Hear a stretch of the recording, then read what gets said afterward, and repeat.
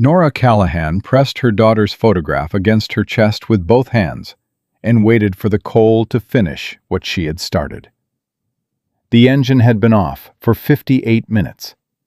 Outside, -66 degrees. Inside, the cold had moved past pain and into something quieter. Something that felt, in the worst possible way, like permission. Her Navy credentials sat in her lap. A termination order lay on the passenger seat. She had driven 31 miles into the Alaska wilderness because she had chosen a place where nobody would arrive in time. She had been right about everything, except one thing. She had not counted on the dog. If this story reaches something inside you, subscribe to this channel right now and drop your city in the comments below. I want to see how far this travels. Stay with me. Every single word of what comes next matters. The access road had no name on any current civilian map. Nora had pulled it from a case file 3 months ago, back when she was still the kind of person whose job required her to know things like this. Logging routes, supply corridors, terrain that asked no questions and kept no records. 31 miles from Fort Greely. No cell signal.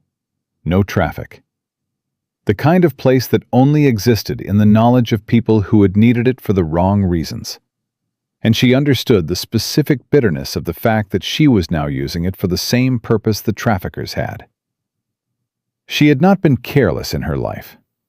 That was the thing that kept surfacing through the cold and the exhaustion and the specific flatness that had replaced everything she used to feel. She had been meticulous. 19 months of work. 847 files. Organized, cross-referenced, encrypted, backed up. Names, dates, falsified manifest numbers, installation coordinates, personnel records tied to supply aircraft that had moved 7 children through military logistics corridors in a 4-month window, while the documentation said they were carrying engine parts. She had done everything right. And Commander Patrick Voss had 19 months of experience watching her do it. And he had used every one of those months to learn exactly how to make her disappear. The termination order on the passenger seat was 14 lines. She had read it so many times in the last 3 days that she no longer needed to look at it. The words were in her head in Voss's voice, which was the voice of a man she had trusted, which made them land differently than they would have otherwise. Unauthorized disclosure of classified intelligence. Conduct prejudicial to the Naval Intelligence Mission. Immediate suspension pending formal review. The review board date was listed. She would not be at it. She had filed an emergency appeal the morning after the suspension. It had been denied in 6 hours. 6 hours. Internal appeals did not move in 6 hours. Internal appeals moved in weeks and months. 6 hours meant someone had been waiting for the appeal. 6 hours meant the architecture of what had been built around her was deeper than she had understood. And by the time she understood how deep it went, she was already inside it with no visible way out. She had called her mother that morning. She had said she loved them both, and that Mia should know that every day, no matter what. Her mother had heard something in the silence after and asked if she was all right. Nora had said she would be, because she had believed in that moment that it was the truest thing she had left to offer. Her mother had asked when she was coming home. Nora had said, soon. She had kept her voice steady, the way she had trained herself to keep it steady in rooms where steadiness was the only thing standing between her and the collapse of everything she was protecting. She was very tired of being steady. Mia was 8 years old. She had a gap-toothed smile, and she held things she loved with both hands, and she had her father's eyes, which Nora had not been able to look at directly since the divorce, without feeling the weight of everything she had traded for the work. Mia did not know what her mother did in specific terms. She knew her mother kept people safe. She had said that to her class for a show and tell when she was 6, and Nora had cried in the parking lot afterward and had not told anyone why. The photograph was from last Christmas. Mia in a red sweater, holding a snow globe in both hands, with the concentrated joy of a child who had just discovered that small worlds could exist inside glass. Nora had taken it on her phone and printed it and kept it in her jacket pocket for 3 months, because some days the work was the kind of work that required you to carry proof that the world contained things worth the cost of it. She pressed it harder against her chest. She did not hear the vehicle. She heard the dog first. A nose against the driver's window. Not tentative, not exploratory. One focused, deliberate push against the glass with the pressure of an animal that had decided something was wrong and intended to find out exactly how wrong it was. Nora opened her eyes. A German shepherd looked back at her through the window. Adult, tan and black coat, the specific warm gold at the chest and legs that meant he had been bred well. Amber eyes that caught the thin beam of a flashlight from somewhere behind him and held it with an intelligence that was not passive. He was not looking at her the way animals looked at unfamiliar things. He was reading her. She understood this before she understood anything else, in the part of her brain that was still running on training even when the rest of her had stopped. He pushed his nose against the glass again, slow, insistent, like a question that already knew the answer. Then the man appeared. He was young, 25 maybe. Short dark brown hair, dark navy blue police uniform, badge catching the flashlight beam, full duty gear, breath coming in sharp white clouds in the -66 air. He moved to the window and looked at her with the specific, controlled expression of someone who had assessed a situation before approaching it and was now deciding how not to make it worse. He tapped the window. Once. Not hard, not demanding. The way you knock when you already know someone is there, and you want them to know you know. Nora did not move. He tapped again. Same rhythm. Then his voice came through the glass, muffled, but clear enough. "Ma'am, I need you to open your eyes." "They're open," she said, before she had decided to speak. A pause. She watched him process that.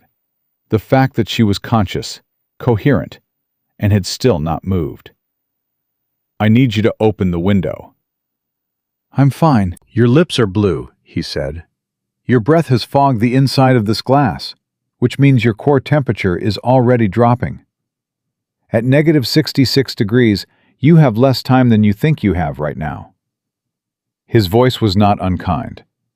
It was the voice of someone who had decided that facts were more useful than comfort in this specific moment. "I need you to open the window, just an inch." "Who are you?" "Officer Marcus Cole, Delta Junction Police." He held his badge against the glass. "My canine partner alerted to your vehicle. I need to confirm you're not a medical emergency before I can continue my patrol." "I told you, I'm fine." The dog pressed his nose against the glass again. One slow, certain push. "He disagrees," Marcus said. Nora looked at the dog. The dog looked back at her with those amber eyes and did not look away.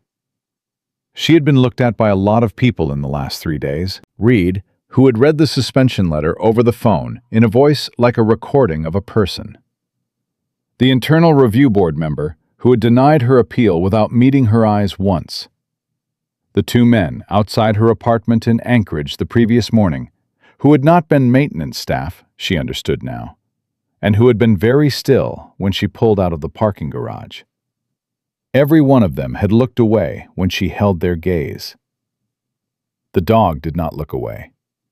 He held her eyes with an attention that felt, in some way she could not explain and did not try to, like the most honest thing anyone had offered her in 3 days. She cracked the window 1 inch. The cold came through immediately, a blade of it, and she heard Marcus pull in a quiet breath that he controlled before it reached his expression. "How long have you been out here?" he asked. "A while." "The engine has been off." "I know." "It's negative 66 degrees." "I know that too."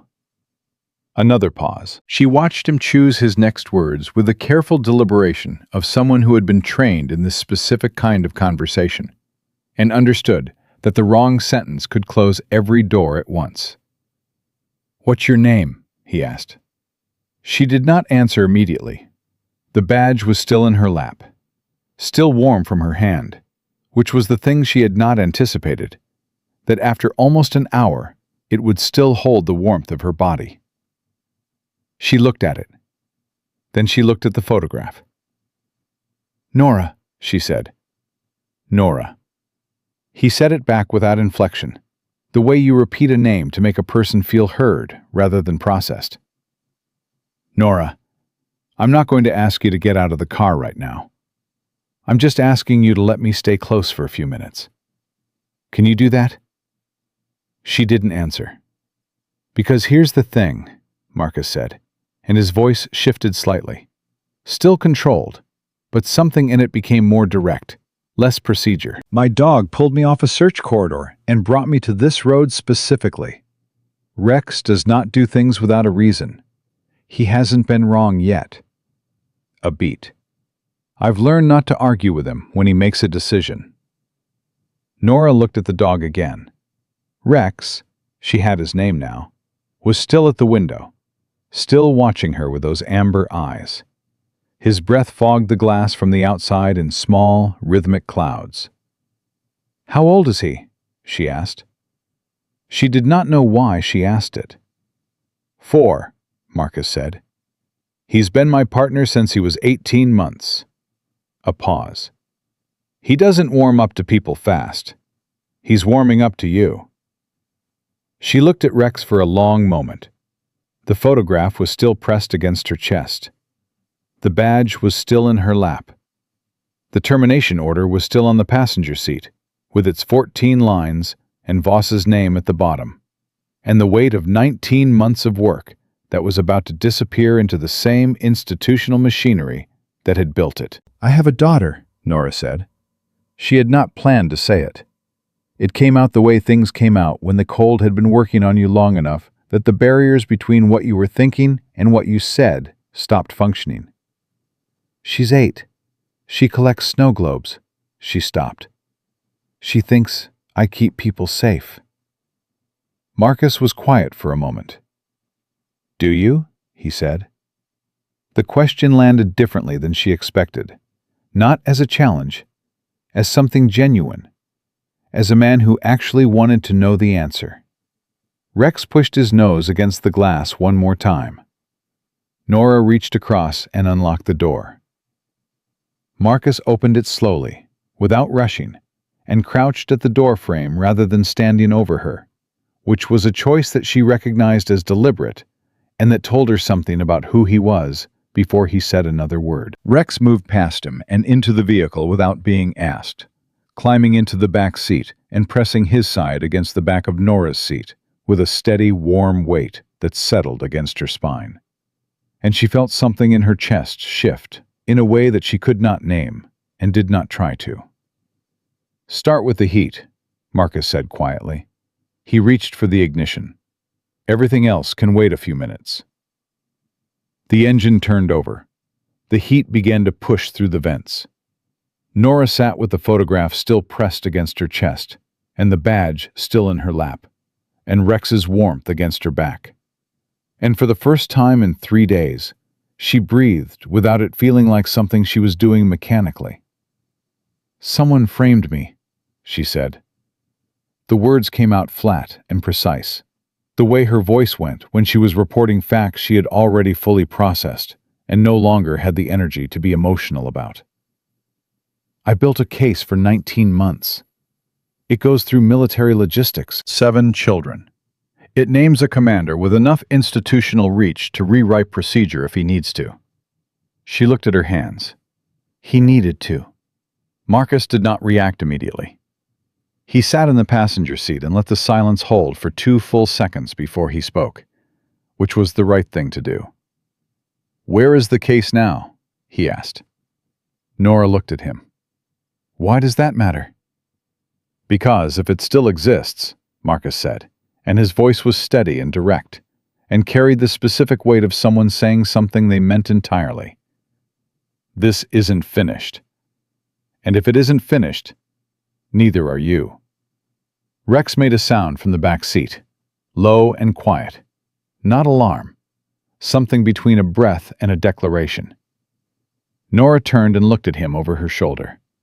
The dog looked back at her with those amber eyes and held her gaze with an attention that felt, impossibly, like it had been waiting for her to turn around. She had not told anyone what she was carrying. She had not told her mother. She had not told the one colleague she trusted, because trusting people was how you gave them information that could be used to hurt them.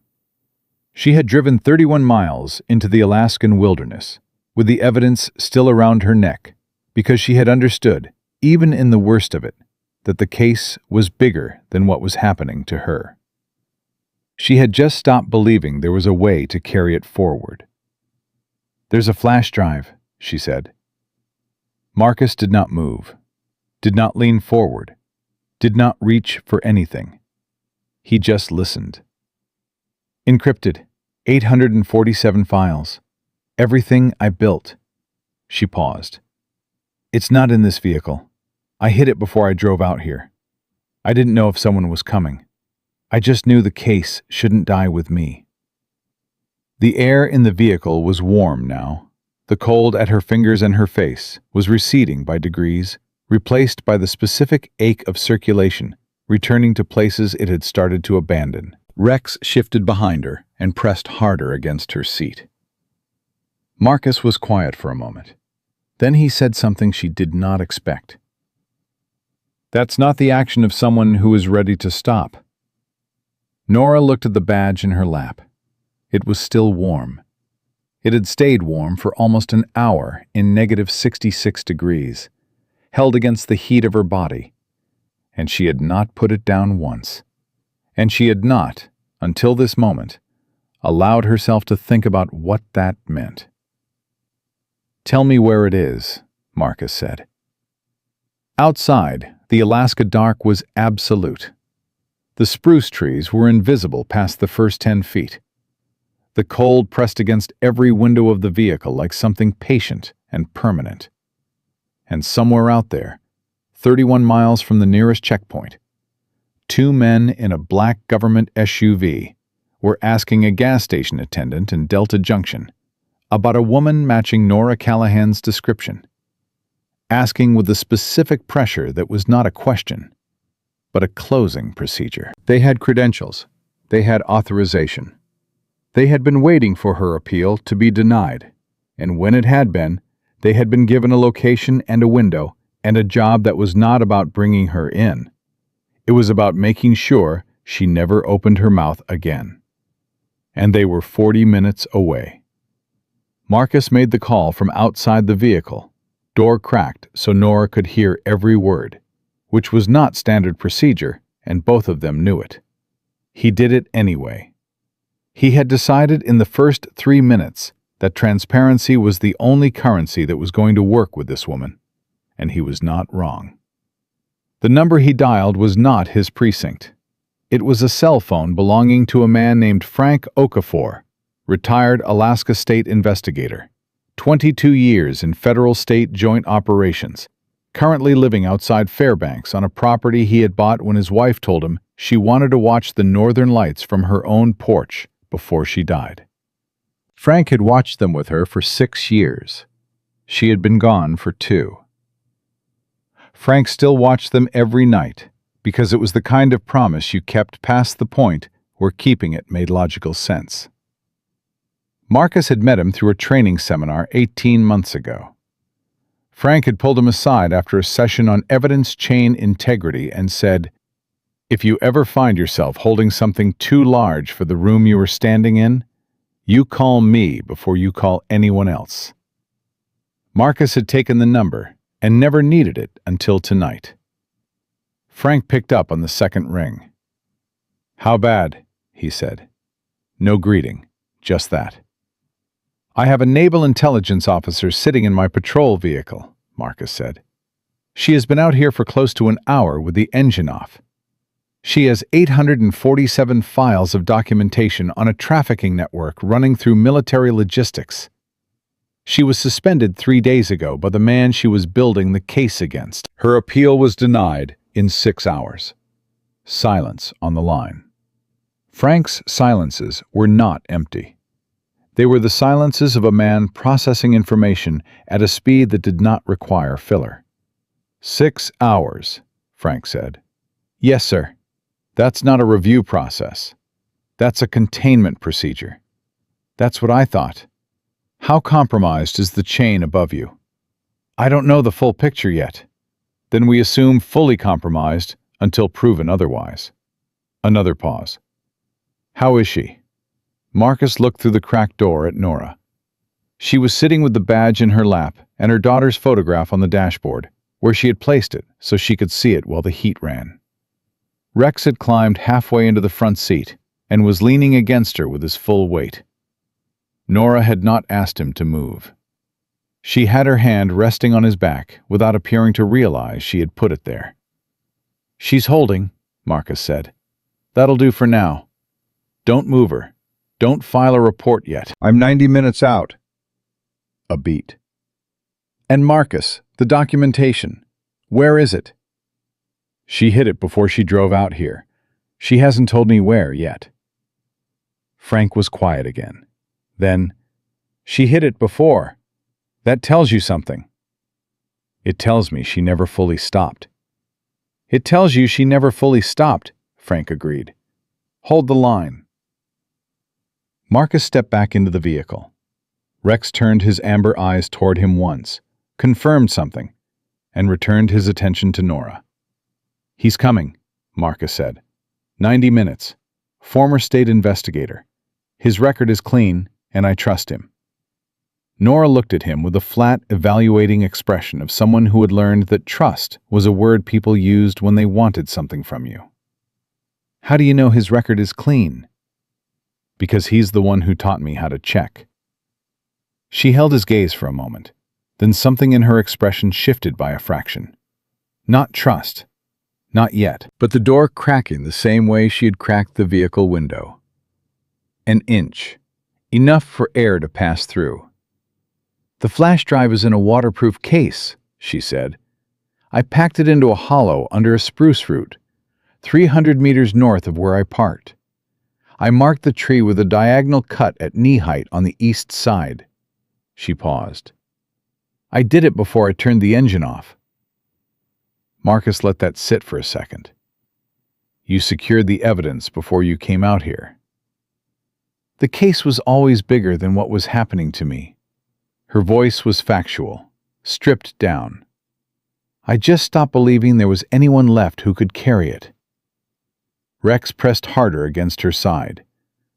"There's someone," Marcus said. She looked at the photograph on the dashboard.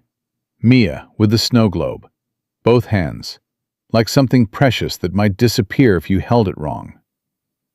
"Commander Patrick Voss has been in naval intelligence for 23 years, Nora said. "He has connections at 3 installations.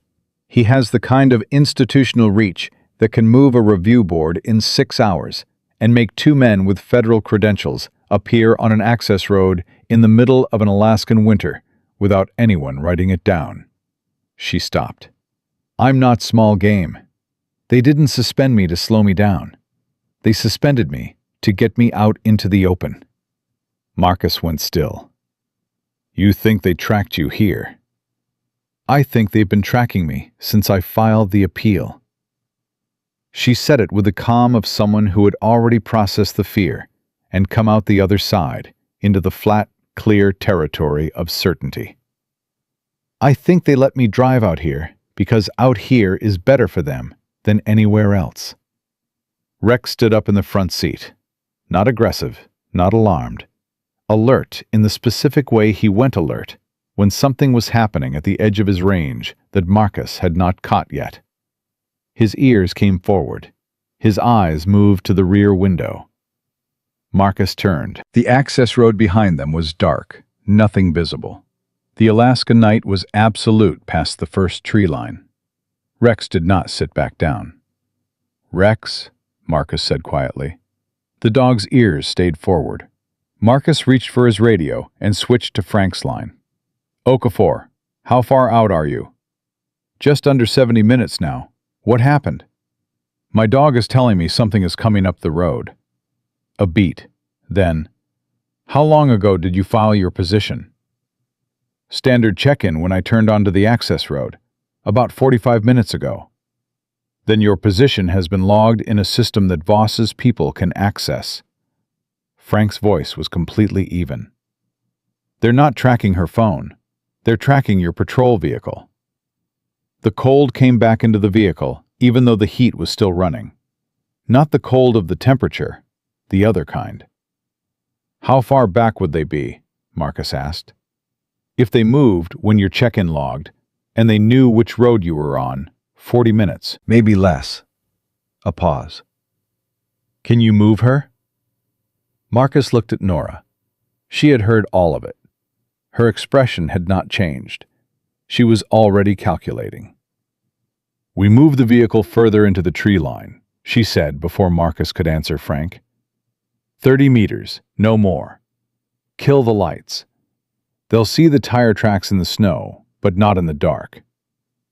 "She knows what she's doing," Frank said over the radio. He had heard her voice. "Listen to her." Marcus moved. He got behind the wheel. Nora shifted to the passenger side, and Rex dropped into the back seat with the quiet efficiency of a dog who understood urgency without needing it explained. The vehicle moved off the access road, through the first stand of spruce, as far as the terrain allowed without losing the angle that kept them from being boxed in. Marcus cut the lights in the engine, and the interior went dark and quiet. Nora's breathing was controlled. Steady in, steady out. The measured rhythm of someone who had trained herself to manage her own physiology under pressure. Marcus watched her and said nothing.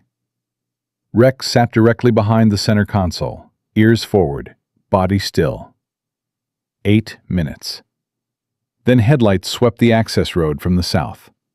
A black SUV. Government plates. It came in without speed, which was worse than if it had come fast. Fast meant reactive. Slow meant deliberate. Slow meant they had done this before, and they knew that patience was the part that mattered. It stopped 50 meters short of where Nora's tire tracks left the road. 2 doors opened. 2 men got out. Both wore tactical cold-weather gear. One carried a flashlight, the other carried a tablet, which meant he had access to digital tracking records and knew exactly where Marcus's patrol vehicle had logged. Marcus's hand moved to his radio. "Don't," Nora said quietly. "Okafor needs to know. Your radio logs. If they have your check-in records, they can hear your transmissions." She reached over and closed her hand around his wrist. Not restraining, informing. "Text him." Marcus pulled out his personal cell phone and typed with one thumb. 2 men on foot, government plates, coming up the track on foot. No uniform markings. Not local. Frank's response came in 11 seconds. "State troopers 40 minutes behind me. I'm calling them now. Do not engage. Do not identify. Keep your camera running." Marcus checked his body camera. Running. His dash cam was running. He pulled out his phone and set it against the dash on video. The 2 men reached the point where the tire tracks turned off the road. The one with the flashlight crouched and examined the snow. He said something to the other one that Marcus could not hear. The other one looked at the tablet, then into the tree line. Rex made no sound. He was completely still, but Marcus could feel him vibrating with a focused, contained energy that the dog held when he was at his absolute limit of patience. Nora's hand was still around Marcus's wrist. He could feel her pulse in her fingers, fast but steady. A trained pulse. "They're going to come into the tree line," she said. "I know. When they do, they'll identify themselves as federal. They'll say you have no jurisdiction. They'll try to get me into that vehicle before anyone else arrives." "I know that too. What's your plan?" Marcus looked at Rex. The dog turned his amber eyes to him for exactly 1 second, then returned them to the two shapes moving along the track in the dark. And in that 1 second, Marcus understood exactly what Rex was offering. "My plan," Marcus said, "is to let my partner make the first move." The flashlight beam swung toward the tree line. Rex stood up in the back seat. His tail was not moving. His ears were forward. Every line of him was focused on the two men approaching through the snow, and when the beam found the vehicle's outline through the branches, and one of the men raised his voice and said, "Delta Junction Police, come out of the vehicle," Rex opened his mouth and spoke first. Not aggression, not a bark. A single, low, deliberate sound that carried through the cold air with the specific authority of an animal announcing that it had identified a threat and had made a decision about it.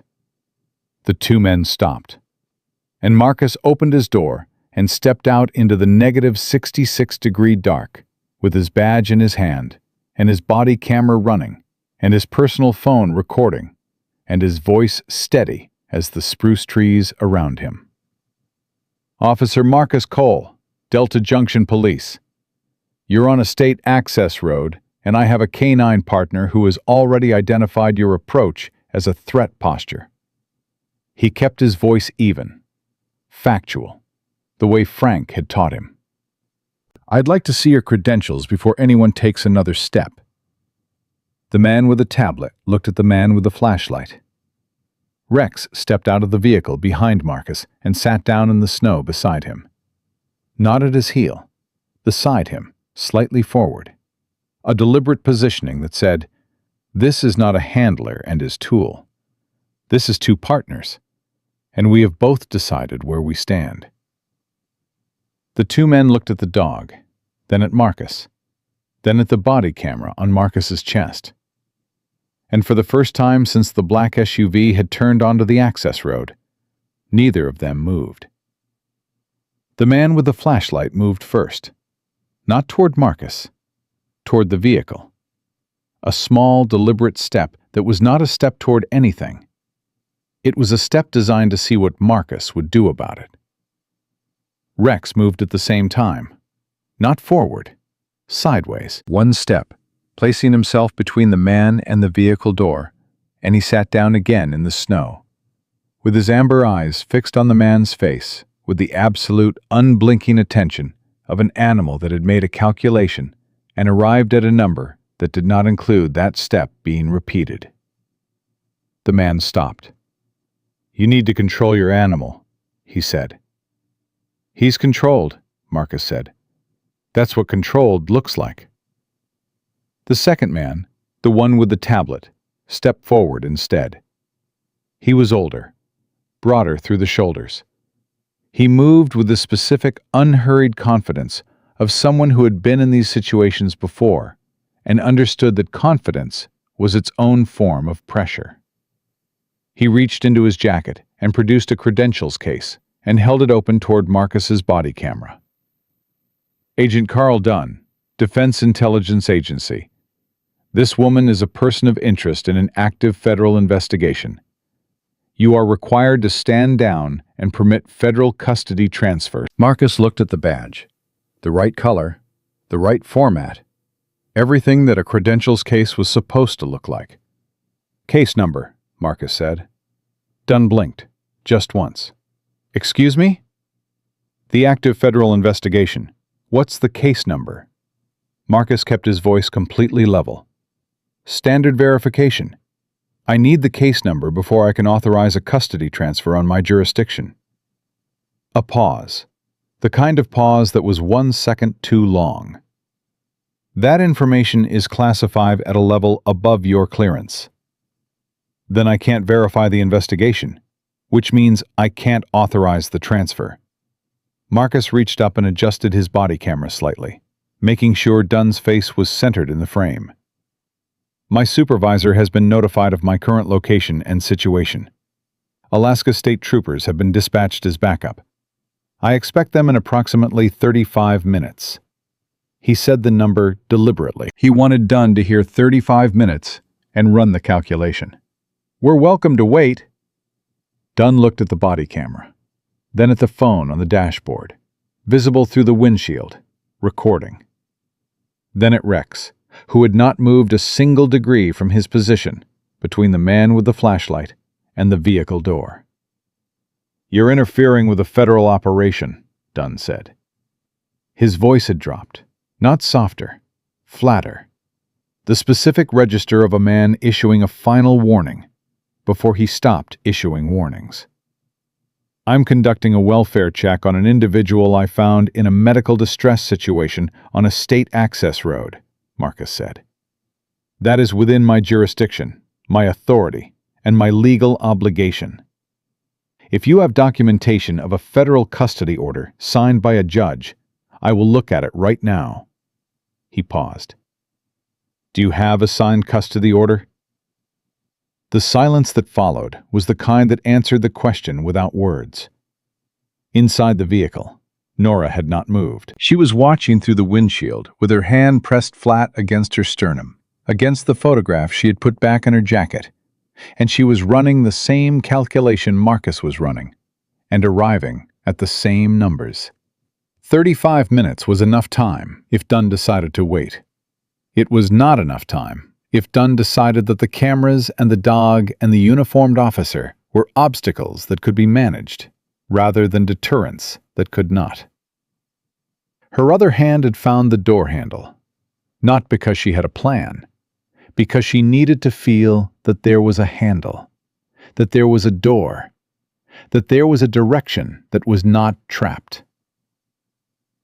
Rex turned his head and looked directly at her through the windshield. Just looked. Amber eyes, steady, with that particular attention he had that felt less like an animal watching, and more like a person deciding to stay close to you specifically. She let go of the door handle. Outside, Dunn took a step toward Marcus. Son, he said, and the word landed like a hand on his shoulder. Firm, dismissive, designed to reframe the entire conversation as a misunderstanding between unequals. I've been doing this work since before you graduated high school. I have authorization at levels you don't have access to. And I am telling you, professionally and personally, that you want to step aside. Marcus did not step aside. I believe you have authorization, Marcus said. I believe you've done this work a long time. I believe you probably have paperwork somewhere that covers most of what you're doing tonight. He looked Dunn directly in the eyes. I also believe my body camera has been recording your face for the last 4 minutes. I believe my dash cam caught your plate when you turned onto this road. And I believe that 30 years from now, when someone pulls this footage, what they're going to see is a federal agent threatening a uniformed officer on a state road in the middle of the night, without a signed custody order. He paused. I might be a young officer, but I was taught by people who understood that cameras remember everything that people try to forget. Dunn's jaw tightened. The man with the flashlight looked at Dunn. Rex made the sound again. Not loud, not aggressive. The low, deliberate declaration of an animal that had been patient and was now indicating, clearly and without ambiguity, that patience had reached its limit. Dunn's hand moved toward his jacket. Marcus did not reach for his own weapon. He stepped forward, 1 step, placing himself inside Dunn's reach rather than backing away from it, and said at normal volume, "My canine partner is trained in protective intervention. If your hand comes out of that jacket with anything other than a phone, I cannot control what he does next. A pause. And he's very fast. Rex stood up from his sitting position. Every muscle in him was a sentence that did not need words. Dunn's hand came out of his jacket with a phone. He looked at the screen for 3 seconds. Then he looked at his partner. Something passed between them that was not a word. A recalculation. A shift in the architecture of what they had come here to do. The original plan required a situation with no witnesses and no record. They had arrived to find a body camera, a dash cam, a personal phone, a civilian recording device, an alert canine, and a uniformed officer who had clearly been trained by someone who understood exactly how these situations were later reviewed. This was no longer that situation. "We'll be in contact with your department," Dunn said. "I look forward to it," Marcus said. They walked back to the black SUV slowly, which was the walk of men who needed everyone watching to believe they were choosing to leave. The engine started. The lights came on. The vehicle reversed down the access road, and its taillights disappeared into the dark. Marcus stood in the snow and breathed for 10 seconds before he let himself feel anything about what had just happened. Rex pressed against his leg from the left side, the dog's full weight leaning in, and Marcus put his hand on Rex's back and held it there. "Good boy," he said quietly. "You did everything right." He went back to the vehicle and opened the driver's door, and Nora looked at him with an expression he had not seen on her face yet. Something that was not quite relief and not quite fear, and was somewhere in the specific territory between the two where people lived when they had been very close to something and had moved an inch away from it, but could still feel its temperature. "They'll come back," she said. "Not before Frank gets here, and not before the troopers arrive." He got in and closed the door. "But you're right. Tonight was a delay, not a resolution." "Dunn's credentials were real," Nora said. "DIA. That means Voss has reach above naval intelligence. He's not just protecting himself. He's protecting people above him who are protecting him back." Marcus pulled out his phone and texted Frank. They left. Real DIA credentials. No custody order. She says this goes above Naval Command. Frank's response took 20 seconds. "I was afraid of that. I made a call while you were outside. There is a senior FBI agent in Anchorage named Diana Park. She has been watching the same logistics corridor from the outside for 18 months. I sent her 3 of the names Nora gave me. She called me back in 4 minutes. She said, and I'm quoting, 'Those names are in a sealed federal filing I prepared 6 months ago.'" Marcus read the text aloud. Nora went completely still. "Park?" she said. "You know her?" "I know of her. I tried to reach her 7 months ago through an indirect channel. I never got a response." Her voice was careful, reconstructing something. "I assume the channel had been compromised." "Maybe it was," Marcus said. "Or maybe the response went somewhere it wasn't supposed to go, and Park didn't know you'd reached out." He turned to face her. "She's been building the same case you've been building, from the outside. You were building it from the inside. You have evidence she couldn't access. She has institutional standing you just lost." Nora processed that. He watched it move through her face, the pieces aligning, the architecture of something she had built alone for 19 months, suddenly showing a second structure alongside it that had been there the whole time. "Where's the flash drive?" he asked. 300 meters north." She reached for the door handle. "I'll get it." "I'll come with you." "No." Her voice was quiet but absolute. "If Dunn has surveillance on this road, I need you visible at the vehicle. If I disappear into the tree line alone, it looks like you lost me. It protects you." She looked at him. "And Rex stays with you. If something goes wrong out there, I need to know he's watching the road." Marcus looked at Rex. Rex looked at Nora. "He's not going to like that," Marcus said. "I know." She opened the door. The cold came in immediately, sharp and total. She paused with one foot on the snow and turned back. And what she said next was not the voice of the federal agent or the trained intelligence officer. It was something underneath all of that. Something she had not let out since she had turned the engine off. "If I'm not back in 10 minutes, the tree I marked is the second tallest spruce on the north track. Diagonal cut, knee height, east side." She stopped. "Tell Mia I came back." She stepped out into the dark before he could answer. Marcus sat in the vehicle, with Rex pressing hard against his right side, and his phone in his hand, and his eyes on the tree line, and his body camera still running, and the 10 minutes that followed were the longest he had recorded in 14 months of police work. At 7 minutes and 40 seconds, a sound came from the north track. Rex's ears went forward. At 8 minutes and 12 seconds, Nora stepped back out of the dark and into the edge of the patrol vehicle's running lights. In her right hand was a waterproof case the size of a paperback book. Dark green, snow-packed into the seams. She was breathing hard from moving fast through deep snow. Her face was flushed with cold. Her eyes were alive in a way they had not been when Marcus had first looked through the driver's window at a woman who had decided to stop. She got in and closed the door and held the case in both hands and looked at it for a moment, the way Mia looked at snow globes, like something small that contained everything. 847 files, she said. Rex leaned over the console and put his nose against her hand. She looked at the dog. The dog looked back at her.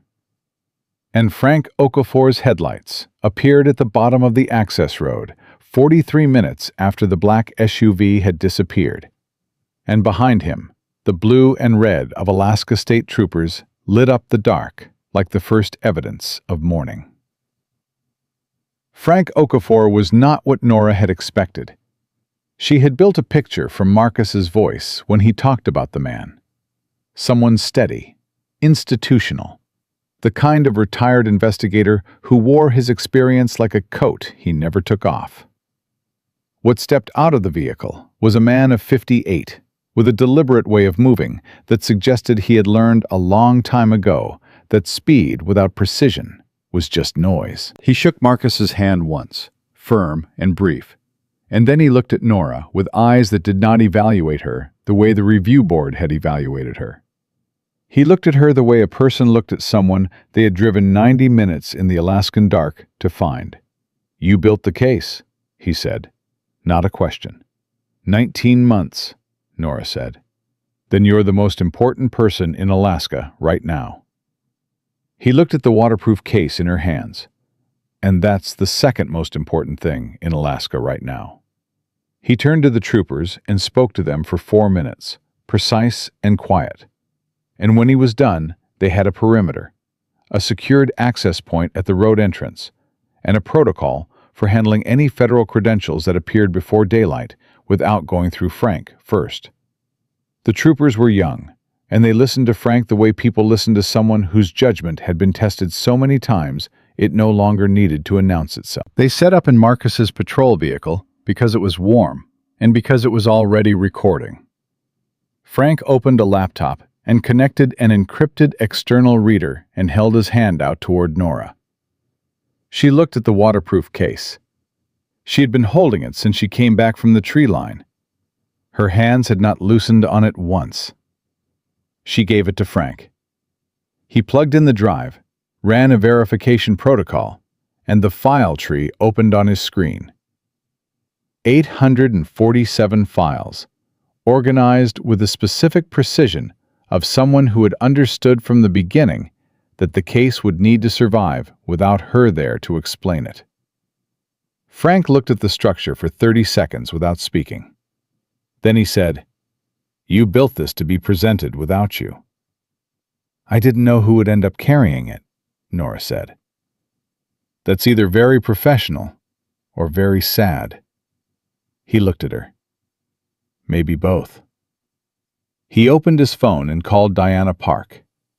It was past midnight. She picked up before the second ring, which meant she had been waiting. I have the drive, Frank said. I have the agent who built the case. And I need you to tell me what you told me earlier, again, on a recorded line. Park's voice came through the speaker, clear and level.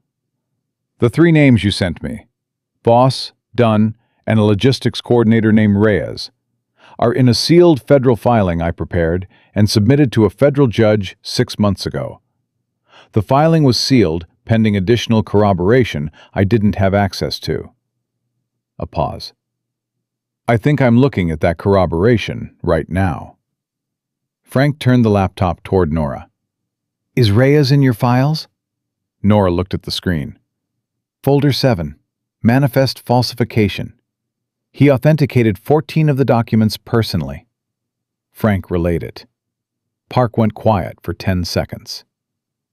I have 17 files that match his authentication signature, Park said.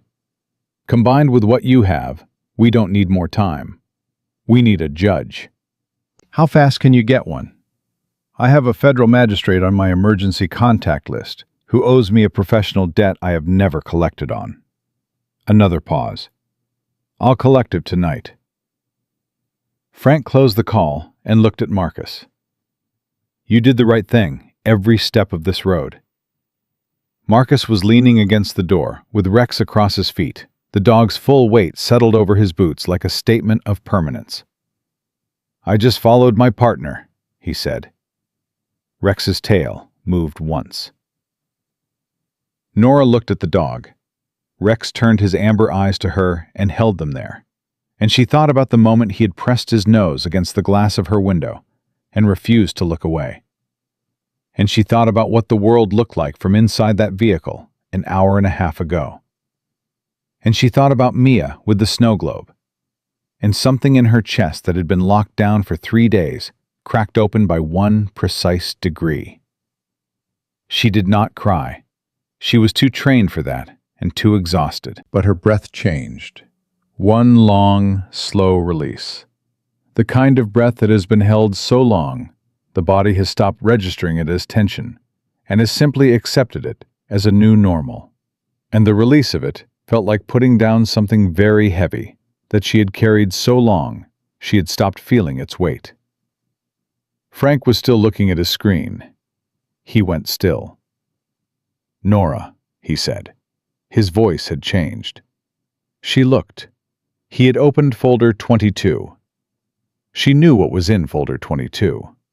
She had built it last, and labeled it with a name she had not said out loud in 3 days, because saying it out loud made it real in a way she could not afford while she was still trying to function. Voss isn't the top, Frank said. No, Nora said. He isn't.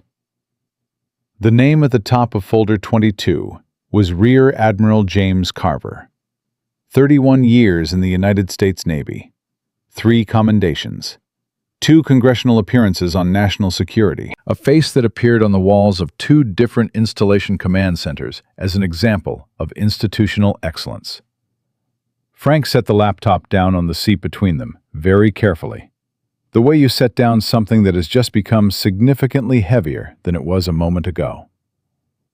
You had this the whole time, he said. I found it 11 days ago. I was still building the documentation chain to make it airtight. She looked at the screen. Voss didn't order the suspension on his own authority? He doesn't have that authority. It had to be signed off above him. She stopped. The appeal was denied in 6 hours because Carver was monitoring the process personally. He couldn't afford a review board that he didn't already control. Marcus had gone very still on the other side of the vehicle. A rear admiral, he said. The pipeline doesn't work without someone at his level authorizing the logistics clearances, Nora said. The manifests, the aircraft routing, the installation access, none of it moves without a signature at flag officer level. Voss ran the operation. Carver made it possible, and then made sure it stayed invisible. She looked at Frank. That's why my appeal moved in 6 hours. That's why Dunn had DIA credentials. Carver has reach into the intelligence community that Voss couldn't access alone. Frank picked up his phone and called Park back. She picked up in one ring. "There's a folder 22, he said. A silence that lasted 4 full seconds, which was the longest Park had been silent in any exchange they'd had tonight. "Send it to me encrypted right now," she said. "I need to know your judge can hold at this level." "My judge has been wanting a case at this level for 11 years. Her voice was controlled, but underneath the control was something that sounded like a woman who had spent 18 months building toward a wall she couldn't find a way through and had just been handed a door. "Send me folder 22. Frank transferred it. They waited. Rex stood up. Not alert, not reactive. He walked to the back seat and lay down against Nora's side and put his head across her lap. And she put her hand on the back of his neck and held it there. And the warmth of him was the most straightforward comfort she had experienced since she had sat in this same vehicle an hour ago and decided that warmth was something she was finished with. Park called back in 9 minutes. "The magistrate signed," she said. "Voss and Carver are being picked up simultaneously within the hour to prevent coordination. Dunn and the man he brought tonight are already flagged at every Alaska exit point." A pause. "Nora, I need to ask you something, and I need you to answer it honestly." "Go ahead." "When you built this case, did you account for the children? Specific locations, specific dates, specific documentation of where they were moved and by what authority?" Nora closed her eyes for 1 second. "Folder 31 through 38. 8 folders. Chronological. Every child is documented by transport record, by manifest entry, and by the installation access logs that correspond to the dates." She stopped. 3 were moved through Fairbanks, 2 through Anchorage, 2 were moved across state lines. The destination documentation for all 7 is in folder 38. Park was quiet again. When she spoke, her voice was different, not less professional, more human. "How long did it take you to build those 8 folders?" 4 months. I had to reconstruct the routing from secondary sources because the primary records had been sanitized. Nora's hand tightened slightly on Rex's neck. "The children were between 6 and 11 years old. The youngest turned 7 during the time she was in transit." She stopped. "I didn't stop working on it because it was a case. I stopped when I stopped because I ran out of ways to stay standing." The silence on the line was the silence of a woman who understood exactly what that sentence cost. "We're going to find them," Park said. "All 7. Tonight, if we can." Frank ended the call and looked at Marcus and then at Nora. And what he said next was the plainest sentence of the entire night. "It's done," he said. "Your part is done. The rest belongs to the system now. And for once in this story, the system is the right answer." Nora looked down at Rex. The dog had not moved from her lap. His breathing was slow and even, and his amber eyes were half closed in the specific way of an animal that has decided the immediate threat is resolved and is now simply keeping someone company. She thought about the termination letter. 14 lines. She thought about the review board member who had not met her eyes. She thought about driving north for 3 hours with a badge in her hand and the photograph against her chest, and the certainty, which had felt so absolute at the time, that there was no road forward that required her to be on it. She thought about a dog pressing its nose against a car window and refusing to look away. "My daughter wants to meet him," she said. Her voice was steady but quiet, the way voices got when emotion and exhaustion occupied the same space and neither one had room to move. "She has a school project on working dogs. She wants to interview Rex." Marcus looked at Rex. Rex opened one amber eye fully, confirmed he had been discussed, and closed it again. "He's never given an interview before," Marcus said. "He's very qualified." "He is," Marcus agreed. "He really is." Outside, the Alaska night had not changed. The cold was still absolute, and the dark was still total, and the spruce trees were still holding the weight of 2 months of accumulated snow. But inside the vehicle, with Frank on the phone coordinating the simultaneous arrests of a commander and a rear admiral, with the troopers holding the perimeter at the road entrance, with 847 files moving through an encrypted channel to a federal magistrate who had just signed the most significant warrant of his career, something had shifted in the specific way that things shifted when the weight had been carried far enough and long enough that the ground finally leveled out beneath it.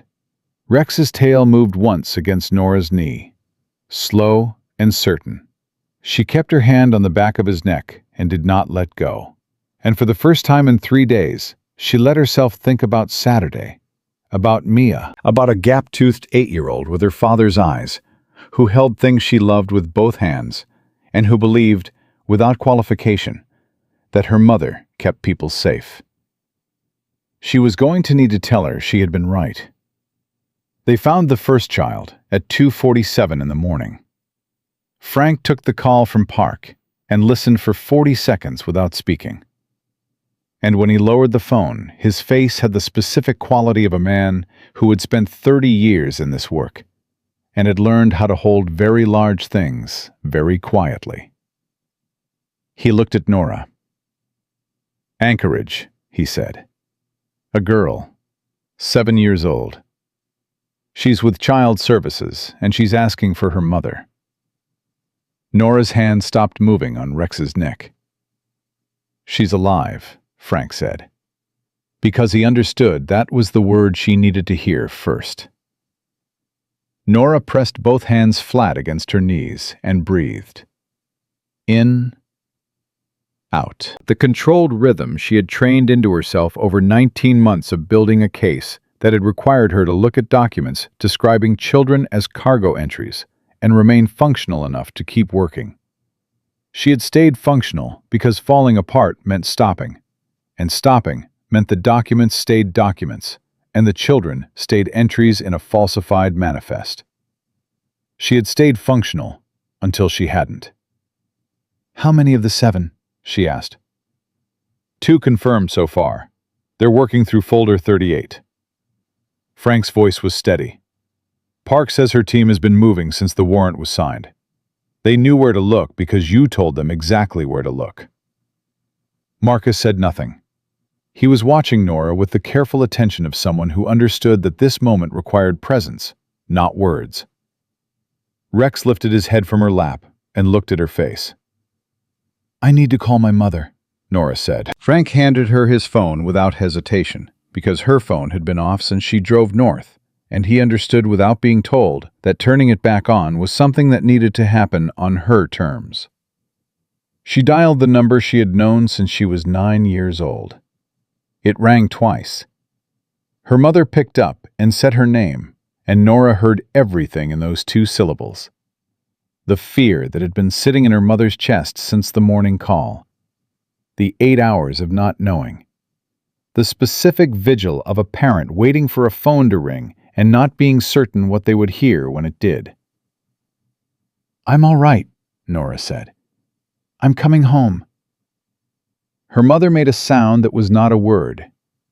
It was the sound a person made when they had been holding their breath long enough that releasing it had moved past relief into something that had no name. Nora heard Mia's voice in the background, asking who it was, and her mother saying, "It's your mom, baby," and Mia's voice getting louder, and then right at the phone saying, "Mom, are you coming Saturday? Because I have questions for the dog."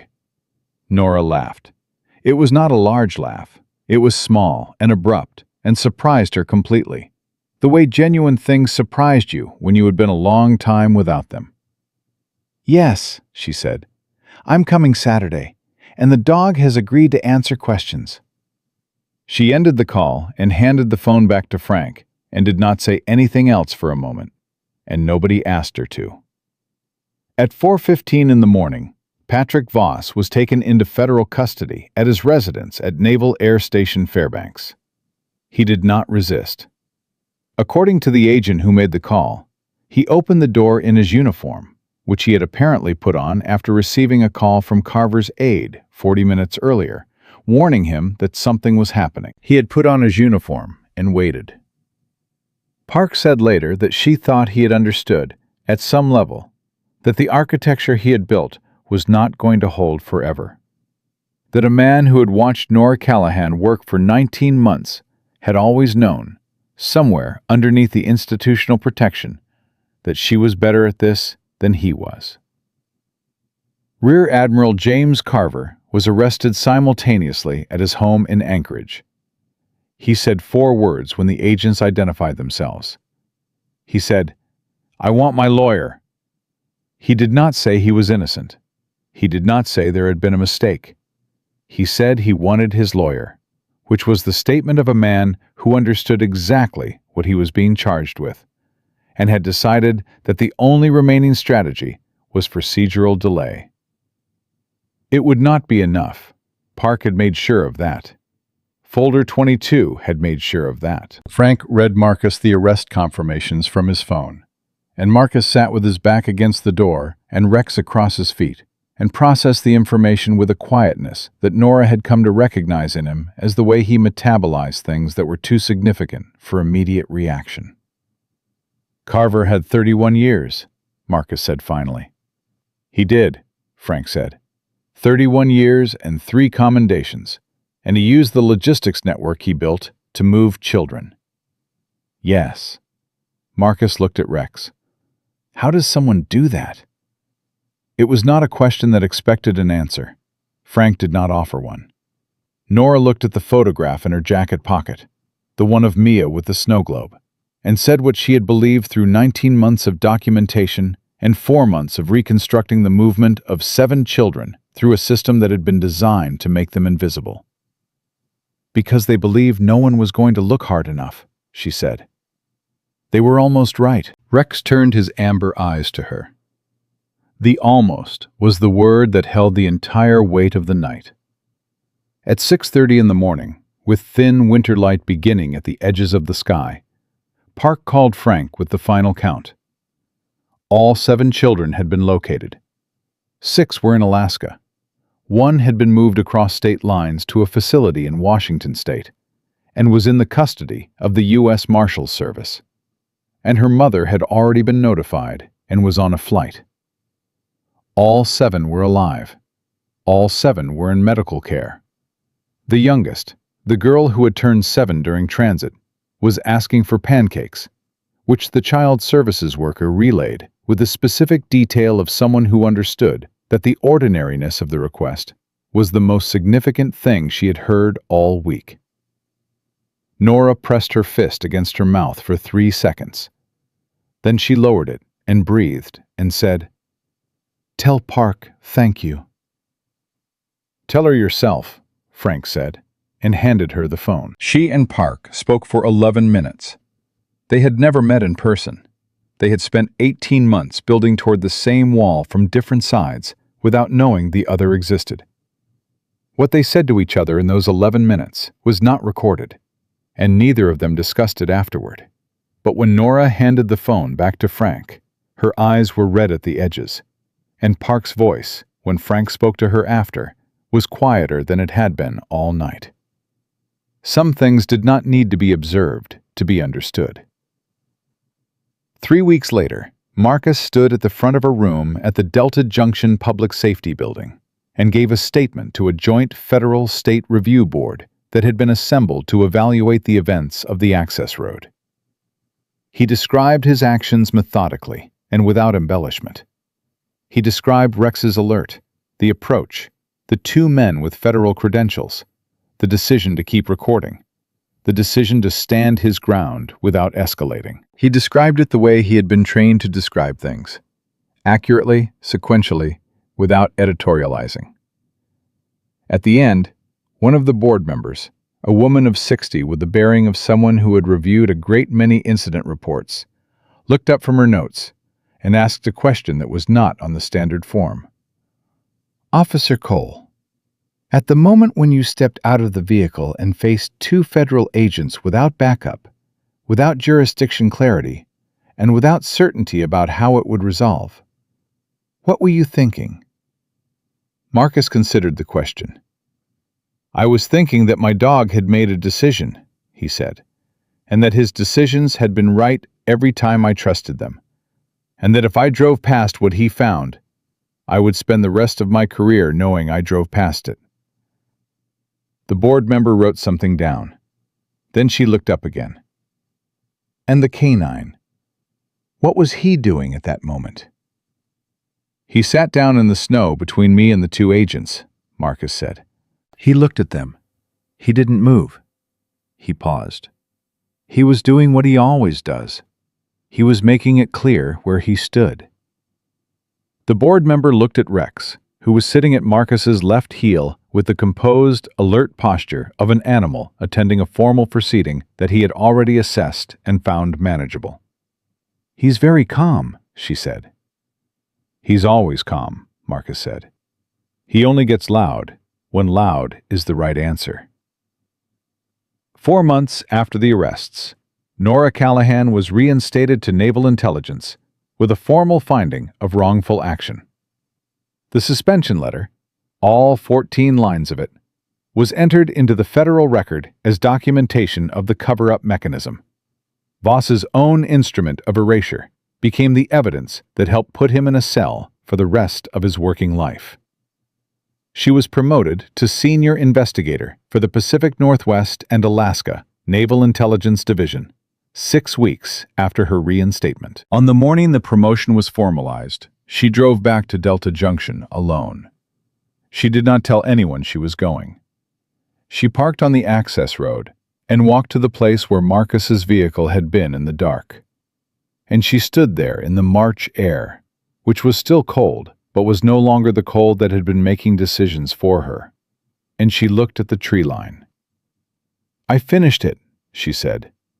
"Voss will spend the rest of his life in a federal prison. Carver goes to trial in September, and there is not a version of that trial that ends with him walking out. All 7 children are home." She stopped. "I almost didn't open the window." The wind moved through the spruce trees.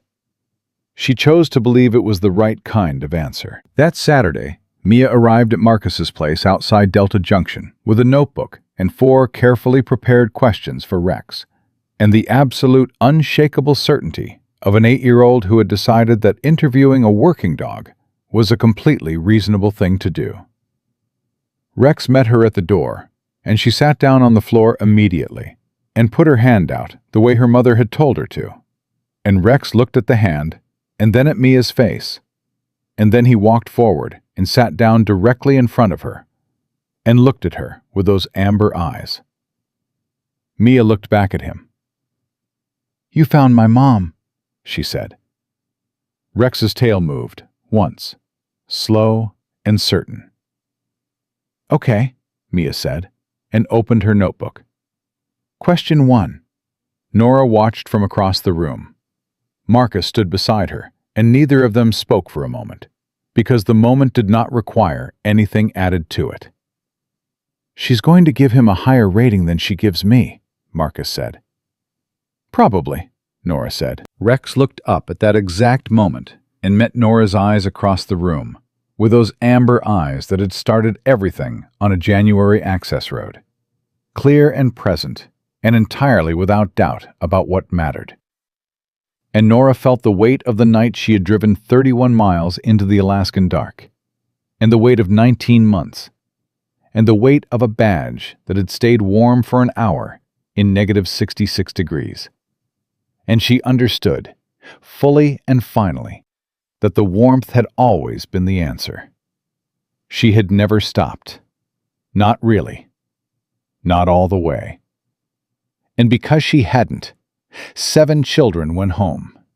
2 men who believed they were untouchable discovered they were wrong. And a dog who refused to drive past a car with the engine off proved, one more time, the truth that needed no amendment. The ones who pay attention when it costs them something are the ones who save everything that matters. They always have been. They always will be. If this story reached something in you tonight, press like and share it with someone who needs to hear it. Write Amen in the comments and tell me your city. I want to see how far this travels. If you know someone sitting in a car with the engine off, show up, pay attention. Follow the dog to the logging road. It only takes one person who refuses to drive past. God bless every soul that was found because someone stopped. God bless every child who came home. God bless every partner, human or otherwise, who paid attention when it mattered most. They saved everything. They always do.